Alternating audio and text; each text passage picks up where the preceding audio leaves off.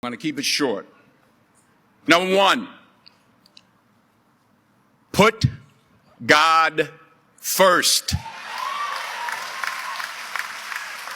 Put God first in everything you do. Everything that you think you see in me, everything that I've accomplished, everything that you think I have, and I have a few things, everything that I have is by the grace of God. Understand that. It's a gift.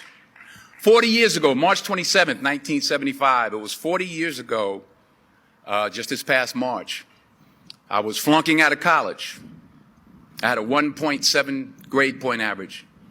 I hope none of you can relate. I had a 1.7 grade point average. I was sitting in my mother's beauty shop. They still call it beauty shops now? What they call it now? Yeah, I'll sit in the beauty parlor. I was sitting in my mother's beauty parlor, and I'm looking in the mirror, and I see behind me this woman under the dryer. And every time she looked up, every time I looked up, she was looking at me, just looking me in the eye.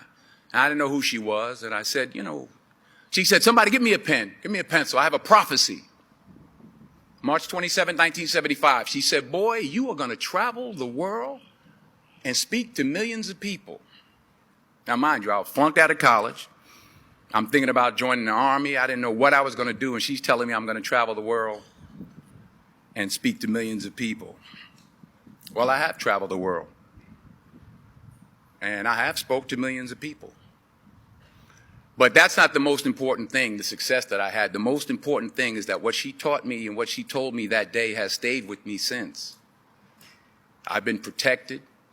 I've been directed. I've been corrected. I've kept God in my life, and it's kept me humble. I didn't always stick with him, but he always stuck with me. So stick with him in everything you do. If you think you want to do what you think I've done, then do what I've done and stick with God. Number two, fail big. That's right. Fail big. Today's the beginning of the rest of your life, and it can be very frightening. It's a new world out there. It's a mean world out there, and you only live once. So do what you feel passionate about. Take chances professionally. Don't be afraid to fail. There's an old IQ test, was 9 dots, and you had to draw 5 lines with a pencil within these 9 dots without lifting the pencil. The only way to do it was to go outside the box. So don't be afraid to go outside the box. Don't be afraid to think outside the box. Don't be afraid to fail big, to dream big. But remember, dreams without goals are just dreams, and they ultimately fuel disappointment. So have dreams, but have goals. Life goals, yearly goals, monthly goals, daily goals. I try to give myself a goal every day. Sometimes it's just to not curse somebody out. Simple goals, but have goals. And understand that to achieve these goals, you must apply discipline and consistency. In order to achieve your goals, you must apply discipline, which you have already done, and consistency every day, not just on Tuesday and miss a few days.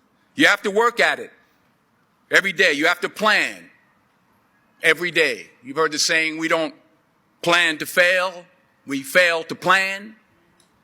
Hard work works.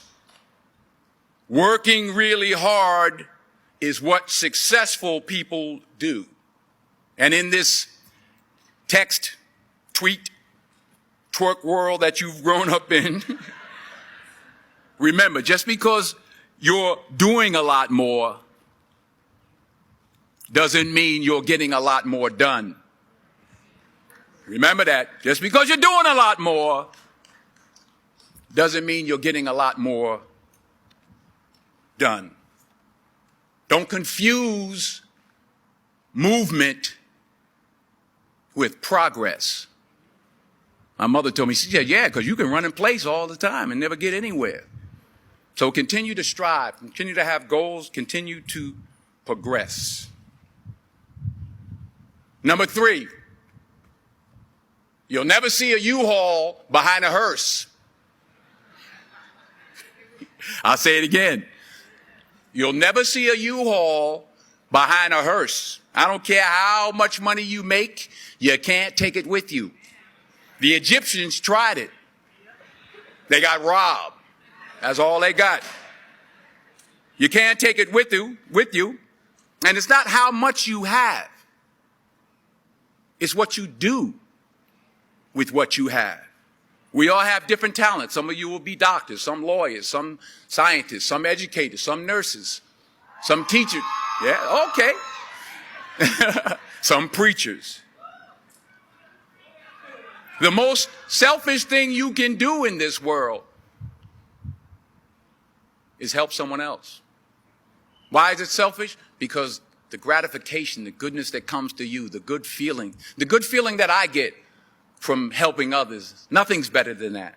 Well, one or two things, but nothing's better than that. Not jewelry, not big house I have, not the cars, but it's the joy. That's where the joy is, in helping others. That's where the success is, in helping others. Finally,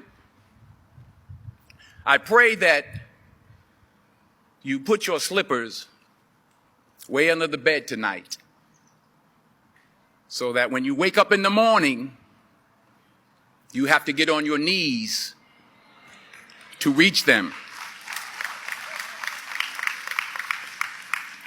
And while you're down there, say thank you for grace. Thank you for mercy. Thank you for understanding. Thank you for wisdom. Thank you for parents.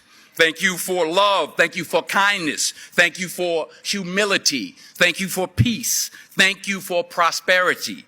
Say thank you in advance for what's already yours. It's how I live my life. That's why I am, one of the reasons why I am today. Say thank you in advance for what is already yours. True desire in the heart for anything good is God's proof to you, sent beforehand to indicate that it's yours already. I'll say it again.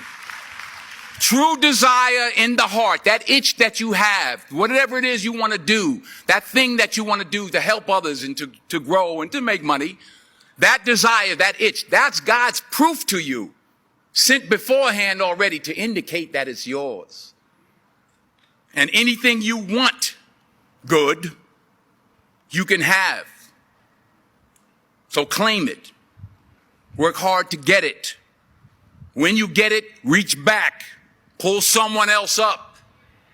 Each one, teach one.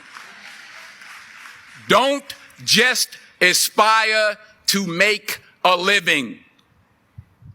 Aspire to make a difference. Thank you.